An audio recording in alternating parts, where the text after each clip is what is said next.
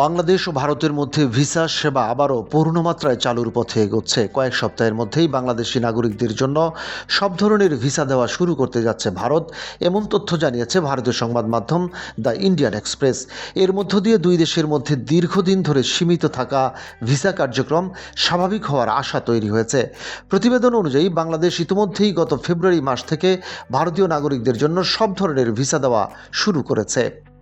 এই প্রেক্ষাপটে পারস্পরিক কূটনৈতিক সমঝোতার অংশ হিসেবে ভারতও বাংলাদেশিদের জন্য একই সুবিধা চালুর প্রস্তুতি নিচ্ছে। দুই দেশের পক্ষ থেকে এটিকে পূর্ণ ভিসা সেবা চালুর প্রাথমিক ধাপ হিসেবে দেখা হচ্ছে।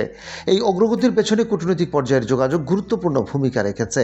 গত মাসে বাংলাদেশের পররাষ্ট্রমন্ত্রী খলিলুর রহমান ভারত সফরে গিয়ে বিভিন্ন ইস্যুর পাশাপাশি ভিসা প্রসঙ্গটি জোরালোভাবে তুলে ধরেন। তিনি উল্লেখ করেন, বাংলাদেশ যখন ভারতীয়দের জন্য ভিসা সেবা সম্পূর্ণভাবে চালু করেছে, এর পরিপ্রেক্ষিতে ভারতের পক্ষ থেকেও দ্রুত একই ধরনের পদক্ষেপ নেওয়া প্রত্যাশিত।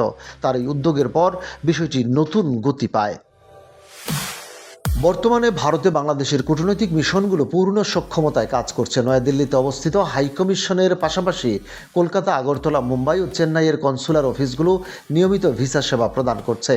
বাংলাদেশি হাইকমিশনার রিয়াজ হামিদুল্লাহ জানিয়েছেন, গত বছরের ডিসেম্বরে কিছু ভিসা কেন্দ্র সাময়িকভাবে বন্ধ থাকলেও চলতি বছরের ফেব্রুয়ারিতে সেগুলো আবার চালু করা হয়েছে।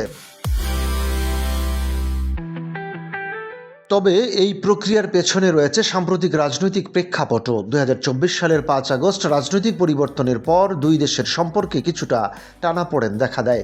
সে সময় নিরাপত্তাজনিত উদ্বেগের কারণে ভারত ভিসা সেবা সীমিত করে দেয়, যদিও পুরোপুরি বন্ধ না করে শুধুমাত্র জরুরি প্রয়োজনে, বিশেষ করে চিকিৎসা ও পারিবারিক ভ্রমণের জন্য ভিসা প্রদান অব্যাহত রাখা হয়েছিল।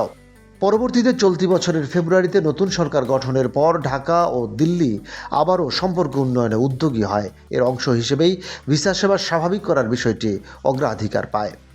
সূত্রগুলো বলছে, ভিসা কার্যক্রম পুরোপুরি চালু হলে দুই দেশ অর্থনৈতিক সহযোগিতা, বাণিজ্য এবং জ্বালানি খাতেও নতুন করে কাজ শুরু করবে। পাশাপাশি আগামী কয়েক সপ্তাহের মধ্যে উচ্চ পর্যায়ের বৈঠকের সম্ভাবনাও রয়েছে। এদিকে বাংলাদেশে ভারতের নতুন রাষ্ট্রদূত হিসেবে দীনেশ ত্রিবেদী শিগগিরই দায়িত্ব গ্রহণ করতে যাচ্ছেন, যা দ্বিপাক্ষিক সম্পর্ক জোরদারে সহায়ক হতে পারে বলে মনে করা হচ্ছে। বাংলাদেশ হাইকমিশনের তথ্য অনুযায়ী গত 20 ফেব্রুয়ারি ভিসা সেবা পুনরায় চালুর পর গত 2 মাসে ভারতীয় নাগরিকদের প্রায় 12,000 ভিসা দেওয়া হয়েছে। এর মধ্যে ব্যবসা, পর্যটন, চিকিৎসা এবং পারিবারিক সফরের জন্য উল্লেখযোগ্য সংখ্যক ভিসা প্রদান করা হয়েছে। সব মিলিয়ে ধীরে ধীরে স্বাভাবিক হতে থাকা ভিসা কার্যক্রম শুধু দুই দেশের জনগণের যাতায়াত সহজ করবে না, বরং বাংলাদেশ ও ভারতের সামগ্রিক কূটনৈতিক ও অর্থনৈতিক সম্পর্ককে আরও শক্তিশালী করার পথও সুগম করবে। ডেস্ক রিপোর্ট, বাংলাবাজার পত্রিকা।